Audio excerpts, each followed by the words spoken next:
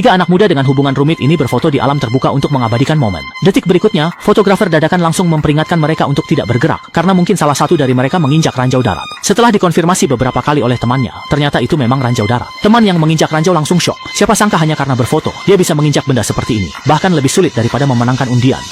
Yang tidak dia tahu, ranjau itu dipasang oleh sahabatnya di sampingnya. Dua orang yang menanam ranjau itu adalah sahabat yang sudah bermain bersama sejak kecil. Namun suatu hari mereka jatuh cinta pada wanita yang sama. Si hijau lebih dulu bergerak dan mendapatkan wanita itu, sementara Ahren hanya bisa diam-diam melihat mereka bermesraan. Tak disangka, saat si hijau bersiap bersama wanita itu, saat Caca menikah, ternyata Ahren malah berselingkuh dengan Caca. Dengan kata lain, si hijau dikhianati oleh sahabatnya sendiri. Keduanya mengira bahwa si hijau tidak tahu apa-apa. Selanjutnya dia merencanakan balas dendam. Dia mengajak sahabat dan membawa tunangannya, Caca, berkemah. Sebelum mereka tiba, si hijau sudah menanam ranjau di sana. Lalu, dia memancing sahabatnya masuk ke perangkap yang disiapkannya. Di tempat terpencil seperti itu, ponsel tidak ada sinyal, jadi tidak bisa menelepon minta bantuan. Jalan ini sudah tidak bisa dilewati lagi, dan kota kecil terdekat pun puluhan kilometer dari sini. Harus diakui, si hijau memang hebat. Tempat pilihannya sempurna. Setelah rencana berhasil, si hijau berhenti pura-pura dan mengeluarkan sekop, menunjukkan niatnya. Benar, semua ini memang aku yang lakukan. Lalu dia pun mulai menjebak sahabatnya sendiri. Bersama tunangannya, ia melihat tatapan tak percaya dari tunangannya dan rasa bersalah dari sahabat baiknya. Jangan tanya betapa puasnya si hijau, karena inilah efek yang memang ia inginkan. Saat itu, Ahren bilang ranjau darat ini pasti palsu. Ini hanya untuk menakut-nakuti dirinya. Cuma barang palsu, tapi detik berikutnya si hijau langsung mencabutnya. Pen pengaman di ranjau itu dicabut. Sekarang benar-benar tidak ada pengaman. Jadi tidak boleh sembarangan bergerak. Caca di samping melihat kedua orang itu ribut sejauh ini. Akhirnya dia mencoba menasihati si hijau agar jangan terlalu ekstrem. Tapi gagal. Si hijau tetap tidak terpengaruh. Langsung memeluknya, berusaha menyelesaikan masalah begitu. Namun saudara hijau hanya merasa jijik. Ia mengutuk Caca dan menyebutnya perempuan murahan, lalu melemparkan sumbu ke tambang di hutan. Sekarang aku terpuruk. Aku tanpa asuransi dan tak ada yang bisa menyelamatkanku. Lalu, apa yang harus dilakukan? Setelah melemparkan masalah itu, saudara hijau memanggul ranselnya dan pergi puas. Dia tahu, sekeras apapun kedua orang itu berjuang, akhirnya mereka akan bernasib tragis. Saat Caca menggali lubang untuk Ahren, seorang pria besar muncul di samping dengan anjing besar. Perlu dijelaskan, menggali lubang bukan berarti mengubur seseorang. Sebenarnya, itu untuk menyelamatkannya, tapi pria itu mengira mereka akan mengubur mayat. Jadi dia langsung mengambil senapan dan menerjang ke arah mereka. Aksi pria berjanggut itu membuat Ahren dan temannya sangat takut. Maka, keduanya buru-buru menjelaskan. Tapi pria berjanggut itu tetap tidak terlalu percaya mereka. Karena tidak percaya dengan penjelasan mereka, dia langsung melepaskan tembakan, dan suasana pun langsung menjadi hening. Saat itu pria berjanggut maju memeriksa keadaan. Untuk membuktikan Ahren menginjak ranjau, dia mengambil batu dan melemparkannya ke sana. Melihat Ahren tidak bergerak dan bahkan memaki, barulah dia percaya Ahren benar-benar menginjak ranjau. Melihat itu, Caca maju ingin berdebat dengan pria berjanggut, tapi tangannya digenggam olehnya. Bukankah ini jelas mengambil keuntungan? Tapi Caca tidak bisa marah, karena setelah ini dia masih harus meminta bantuan pria berjanggut. Ternyata benar, pria berjanggut itu bukan orang yang mudah dibujuk. Untuk meminta bantuannya, harus membayar imbalan setimpal. Tapi yang tidak disangka Caca, orang itu justru menginginkan celana dalam yang pernah dipakainya. Tidak ada pilihan lain. Demi menyelamatkan Ahren, Caca terpaksa menyetujui permintaan orang mesum itu. Maka Caca pun, di depan mereka, melepas celana dalamnya dan menyerahkannya. Setelah mendapatkan barang itu, si berjenggot besar bahkan bermain-main dengan si anjing. Kita juga tidak tahu apa sebenarnya kegemaran aneh orang ini. Setelah itu, si berjenggot besar baru mengambil sekop dan membantu Caca menggali lubang. Ini dilakukan agar Ahren bisa segera melepaskan kakinya secepat mungkin. Melompat ke dalam lubang mungkin tidak akan membuatnya cacat karena ledakan. Tapi tak disangka, si berjenggot besar yang licik ini memang sedang menggali lubang. Tapi, terlalu asal-asalan, bahkan tidak secepat saat Caca menggali sebelumnya. Saat Caca sangat cemas, tiba-tiba terdengar suara dari tas punggung si janggut besar. Setelah didengarkan saksama, ternyata itu suara walkie-talkie. Brengsek ini membawa walkie-talkie tapi tidak langsung mengeluarkannya sejak awal. Jelas sekali si janggut besar sedang bermain-main dengan Caca berdua. Dia melakukan ini untuk mendapatkan lebih banyak keuntungan dan kesenangan. Ketika Caca mengetahui tentang radio itu, dia langsung memohon kepada pria berjanggut itu untuk meminjamkannya karena benda ini adalah penyelamat mereka. Pria berjanggut itu tidak peduli dan berkata, "Kamu boleh melakukan apapun yang kamu mau, tapi ada satu permintaan. Permintaannya adalah agar pria berjanggut itu membuang celana dalam Caca. Lalu Caca harus belajar dari anjing hitam besar itu dan mengembalikan celana dalamnya." Awalnya saya pikir ini permintaan yang paling berlebihan, tetapi saya tidak menyangka akan ada sesuatu yang lebih berlebihan lagi. Pria itu membuang celana dalam wanita itu dan kemudian meminta wanita itu untuk mengembalikannya seperti anjing. Setelah pekerjaan kedua, Beard menyerahkan radio itu kepada Caca.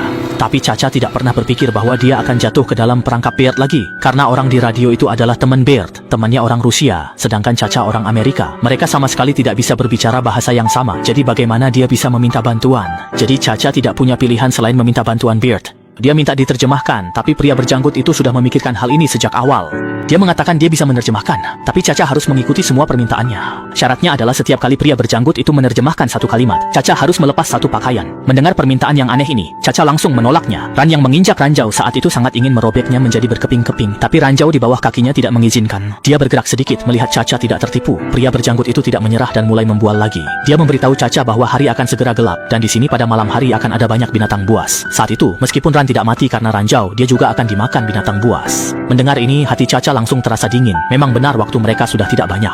Terpaksa, Caca akhirnya menyetujui permintaan aneh pria berjanggut itu. Untungnya, dia masih mengenakan jaket di luar, dan menurut aturan, itu juga dihitung sebagai satu pakaian. Jadi Caca mendapatkan satu kesempatan untuk diterjemahkan oleh pria berjanggut itu. Maka pria berjanggut itu dengan wajah terkejut menerjemahkan ucapan Caca, tapi yang dia terjemahkan sama sekali bukan apa yang dikatakan Caca. Pada saat itu, pria berjanggut itu masih terus mempermainkan kedua orang yang sudah putus asa itu. Setelah penerjemahan kedua kali, Caca akhirnya mengerti semuanya. Bajingan ini memang mempermainkannya, jadi Caca langsung mengumumkan permainan selesai dan menyatakan mereka tidak lagi membutuhkan bantuannya. Dia buru-buru pergi. Melihat Caca memungut sisa-sisa hatinya yang hancur, pria berjanggut itu akhirnya terpaksa meninggalkan mereka. Melihat si psikopat itu pergi, Caca langsung menangis. Namun sebelum Caca selesai menangis, pria berjanggut itu kembali. Jelas, si psikopat ini belum menyerah, dia masih belum puas bermain. Kali ini, pria berjanggut itu tidak lagi bermain, melainkan mengambil senjatanya dan memaksa Caca melepas pakaiannya. Jika tidak, dia akan menembaknya sampai mati. Melihat si janggut lebat memaksa kekasihnya, Aren langsung memaki kasar untuk menarik perhatiannya. Tujuannya agar Caca bisa lepas dari cengkraman janggut lebat, tapi janggut lebat tidak panik karena Caca memang tidak bisa kabur. Setelah meletakkan senapan, janggut lebat langsung mengejar. Melihat si janggut lebat melemparkan senapan ke depannya, Aren nekat mengambil rantai di tanah meski berisiko terkena ledakan. Kemudian ia menggunakan pengait di rantai itu untuk menarik senapan buruan mendekat. Meskipun Aren sudah mendapatkan senapan buruan itu, tetap saja tidak ada gunanya. Seperti punya uang tapi tak bisa dipakai, yang menyakitkan masih akan terjadi. Si janggut lebat langsung melukai wajah Caca. Bukankah itu sama saja dengan merusak wajahnya? Caca pun langsung menangis sejadi-jadinya, tapi yang terjadi selanjutnya bahkan lebih parah. Pria berjanggut itu menarik Caca ke samping dan memperkosanya, sementara Ren hanya bisa menyaksikan tanpa daya saat kekasihnya dibawa pergi. Menyinggung. Tepat ketika Ren tidak dapat menahan diri dan hendak menarik pelatuknya. Saat itu, anjing sialan ini menjatuhkan Aren ke tanah. Yang membuat orang putus asa saat ini bukan karena tembakannya meleset, melainkan karena ranjau itu tidak meledak. Dia dijebak sahabatnya, dan yang lebih membuat putus asa adalah pria berjanggut itu. Akhirnya, dia bahkan membunuh Caca. Bajingan ini benar-benar pantas mati. Bertahun-tahun kemudian Aren datang ke rumah dengan halaman. Di dalamnya ada dua wanita. Tak jauh dari sana seseorang sedang bertani. Orang yang sedang bekerja itu, orang itu ternyata pria berjanggut. Tak perlu dijelaskan lagi, Aren kesini untuk balas dendam. Bertahun lalu, kekasih tokoh utama diperkosa dan dibunuh pria berjanggut di depannya. Hari ini, tokoh utama, Aren, akhirnya menemukan pembunuhnya. Ia menembaknya hingga tersungkur.